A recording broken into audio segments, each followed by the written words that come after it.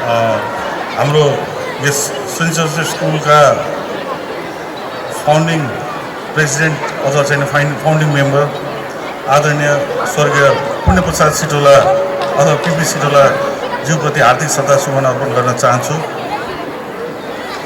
कि आज उहाँले परिकल्पना र उहाँको वाइफले परिकल्पना गरेर सुरु गर्नुभएको सानो नर्सरी स्कुलबाट यो स्कुल अथवा यो सेन्ट जोसेफ स्कुल आज यो परिस्थितिमा पुर्याउन उहाँले अथक प्रयास गर्नुभएको थियो र त्यो अथक प्रयास अन्तर्गत एकजना चाहिँ उहाँ हामीहरू बिच रहनु भएन, त्यस कारण उहाँप्रति हार्दिक श्रद्धा सुमन अर्पण गर्दै र म्याडम सविता म्याडमप्रति चाहिँ नै हार्दिक नतमस्तक हुँदै म आफ्नो कुराहरू दुई चारवटा कुराहरू राख्न चाहन्छु, अनुमति चाहन्छु।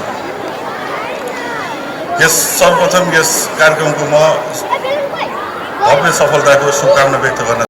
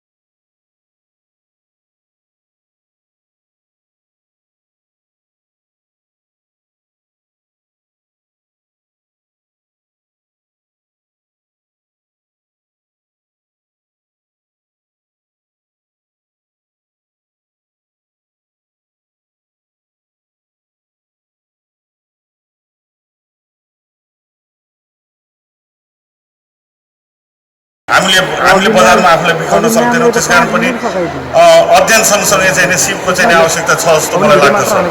यो कार्यक्रमले विद्यार्थीहरूलाई परीक्षाको तयारी भन्दै जीवनको तयारी गर्न भूमिका खेल्छ भन्ने दोहोऱ्याउन चाहन्छु। साथै विद्यार्थीलाई भविष्यमा पेसामुखी र जीवनमुखी बनाउन समेत यस कार्यक्रमले जगको काम गर्दछ। अभिभावकहरूलाई पनि के आग्रह गर्न चाहन्छु भने छोराछोरीलाई जेमा रुचि छ त्यसैमा लाग्न दिनुहोस्। सबै डाक्टर, पाइलट, इन्जिनियर हुनैपर्छ भन्ने छैन, त्यसभन्दा बाहेक क्षेत्रमा पनि भविष्य छ। खेलकुद, कला क्षेत्रबाट पनि मान्छेले नाम र दाम कमाएका छन्।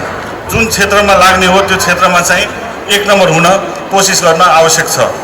अन्त्यमा यस समारोहमा मलाई प्रमुख अतिथिको रूपमा आमन्त्रण गरेर बोल्न दिनुभएकोमा हार्दिक आभार व्यक्त गर्दै यस कार्यक्रमको